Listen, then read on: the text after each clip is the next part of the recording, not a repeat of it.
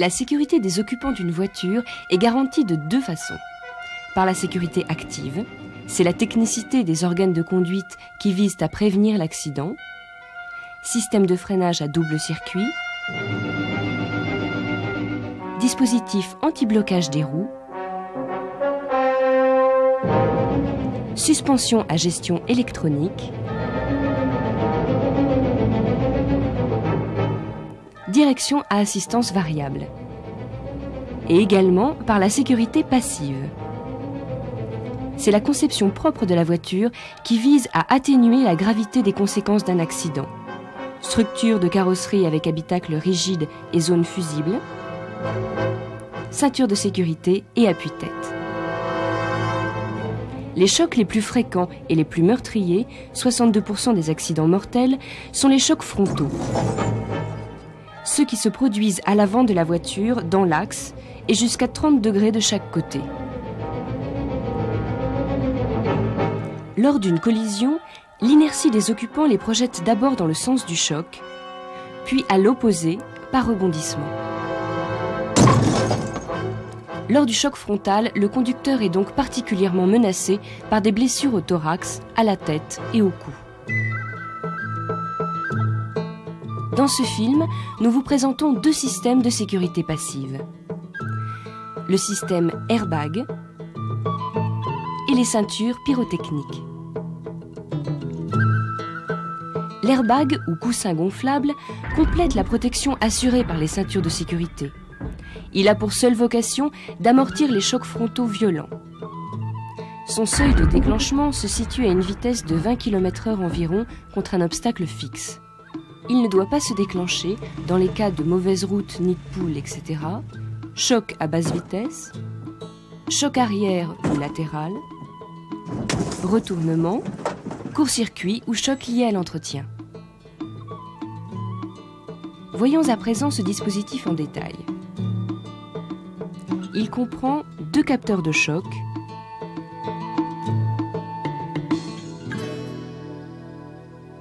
un module volant,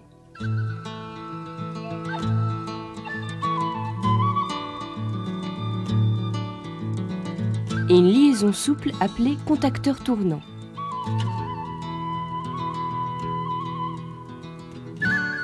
Un voyant d'alerte,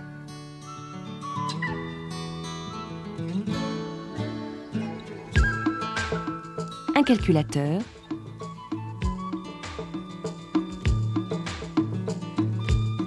une prise test d'accès à la mémoire du calculateur,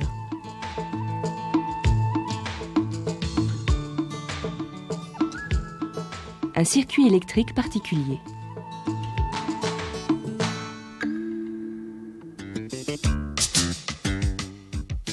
Les capteurs de choc sont implantés de chaque côté dans les caissons d'auvent.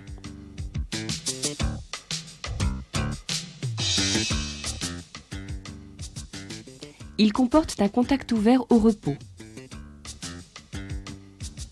Sous l'effet de l'inertie engendrée par un choc brutal, correspondant à 17 G, un galet mobile vient relier les pôles électriques entre eux par l'intermédiaire d'un ressort.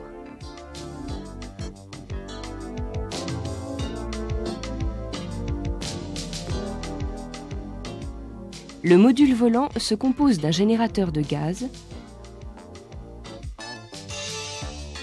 et d'un coussin gonflable. Le générateur de gaz ou gonfleur pyrotechnique est un boîtier qui contient une amorce à mise à feu électrique, une charge de combustible solide, un filtre. Lors de la mise à feu, il dégage un volume d'azote et seulement 5% de particules irritantes mais non toxiques.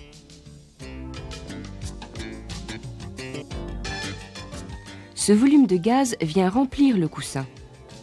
Celui-ci en tissu polyamide a un volume d'environ 60 litres. Un orifice calibré orienté vers le pare-brise pour éviter brûlures et irritations permet son dégonflage progressif. Le rembourrage central du volant est prédécoupé pour faciliter la sortie du coussin.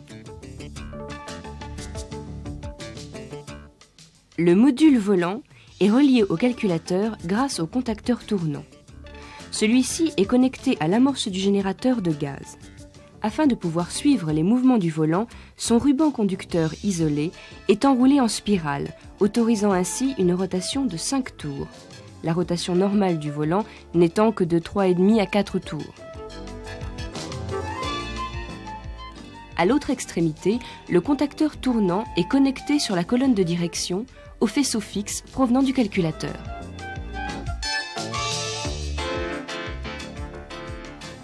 Le voyant Airbag, situé sur le tableau de bord, s'allume à la mise du contact pour signaler son bon fonctionnement. Il s'éteint environ 6 secondes après, à moins qu'un défaut soit apparu.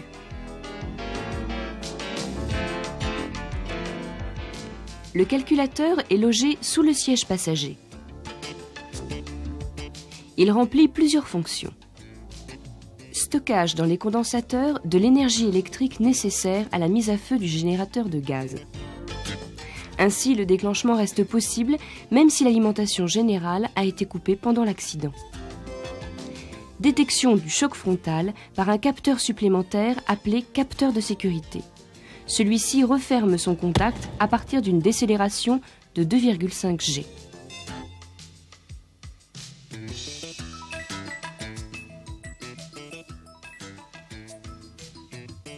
Lors de la collision, le capteur de sécurité se ferme. Si l'un des capteurs de choc détecte également la décélération, le calculateur commande la mise à feu du générateur de gaz par alimentation de l'amorce électrique. Enfin, le calculateur informe le conducteur par le voyant du combiné et mémorise les défauts pour l'aide au diagnostic.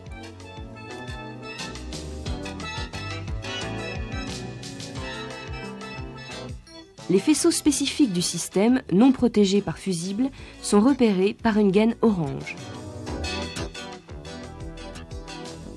Pour éviter un déclenchement intempestif lors d'une fausse manœuvre, les connecteurs de la ligne calculateur-générateur de gaz sont munis d'étriers de court-circuitage qui réalisent un shuntage entre broches lors du débranchement du faisceau. Tous les contacts des connecteurs du système sont recouverts d'une couche d'or pour éviter l'oxydation. Analysons à présent les phases du déclenchement de l'airbag lors de l'accident. Elles se succèdent en quelques millièmes de seconde. À l'instant 0, le choc a lieu. Après 15 millisecondes, le conducteur est encore assis normalement sur son siège.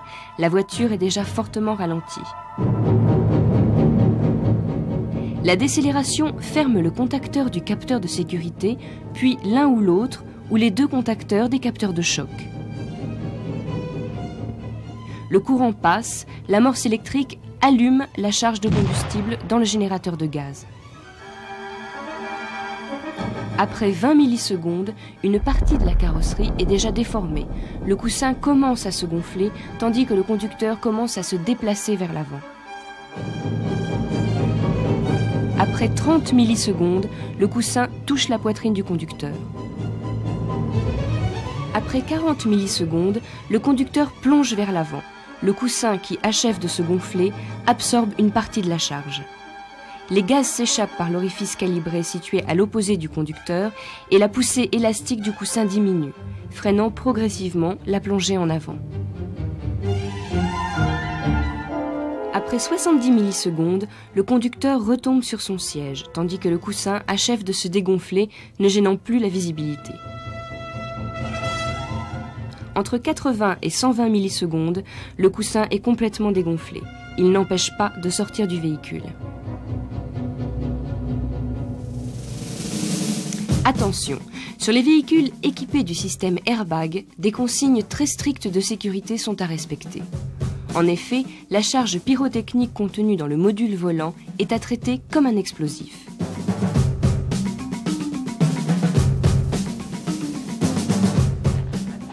Lors de toute intervention sur le circuit électrique du véhicule, coupez le contact,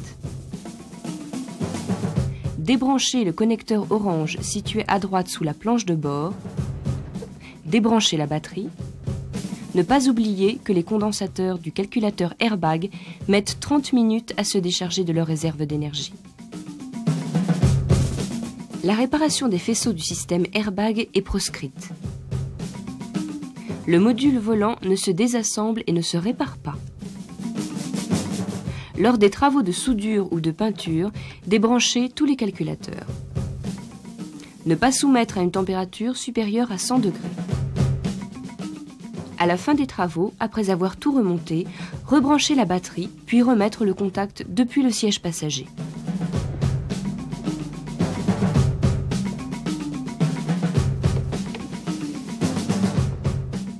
Avant le recyclage du véhicule, l'airbag doit être rendu inopérant. Réalisez un faisceau que l'on branchera sur la ligne du module volant. S'éloigner d'une dizaine de mètres avant de déclencher l'airbag. Vitres ouvertes. Après un accident ayant entraîné un déclenchement du système, toutes les pièces sont à remplacer. Le contacteur tournant. Les roues droites, posez la pièce et raccordez le connecteur orange. Enroulez le ruban côté connecteur blanc jusqu'à la butée.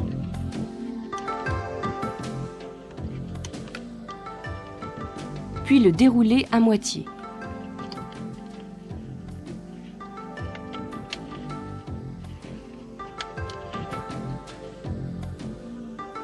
Après avoir reposé le volant, on peut alors raccorder le connecteur blanc au module volant et fixer celui-ci.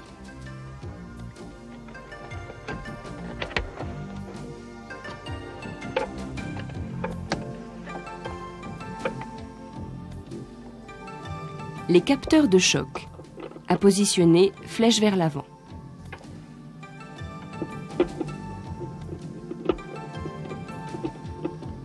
Le calculateur. Il doit être fixé rigidement à la carrosserie, en respectant l'horizontalité et la direction, et posséder une bonne masse électrique. Il faut noter que sur les véhicules équipés du système Airbag, la planche de bord est renforcée et maintenue à la carrosserie par une vis supplémentaire. Si un défaut apparaît dans le système Airbag, il faut procéder au contrôle de la mémoire du calculateur. Pour ce faire, il faut déposer le module volant et brancher à sa place un outil spécifique qui représente une résistance ohmique équivalente. Pour accéder à la mémoire du calculateur, branchez à la prise blanche un TEP92. Après une intervention, il faudra procéder à l'effacement des défauts. À présent, découvrons ensemble le système des ceintures pyrotechniques. Pour être efficace, une ceinture de sécurité doit être correctement tendue. Or, le modèle à enrouleur laisse une certaine liberté à l'utilisateur. La ceinture à enrouleur pyrotechnique assure la tension de la sangle lorsqu'une décélération de forte amplitude est détectée.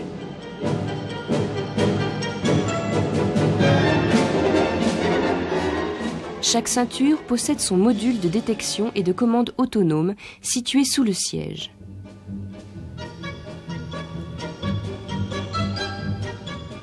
Il comprend, comme dans le système Airbag, un calculateur,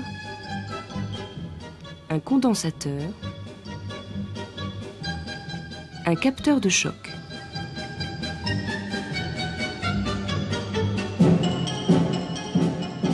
Le système de rétraction de la sangle est composé d'une cartouche de gaz munie d'une amorce électrique, d'un piston solidaire d'un câble, lui-même solidaire du bobino autour duquel s'enroule la ceinture. Lorsque le capteur détecte un choc d'amplitude suffisante, 5G, le calculateur commande la mise à feu de la cartouche de gaz. L'explosion pousse le piston, qui entraîne la rotation du bobino, réenroulant ainsi la ceinture d'environ 10 cm. Cet équipement ne comporte pas d'aide au diagnostic, car après un déclenchement, la ceinture et son dispositif de rétraction doivent être remplacés. Avant le recyclage du véhicule, comme pour l'airbag, on provoquera un déclenchement à l'aide d'un faisceau à réaliser.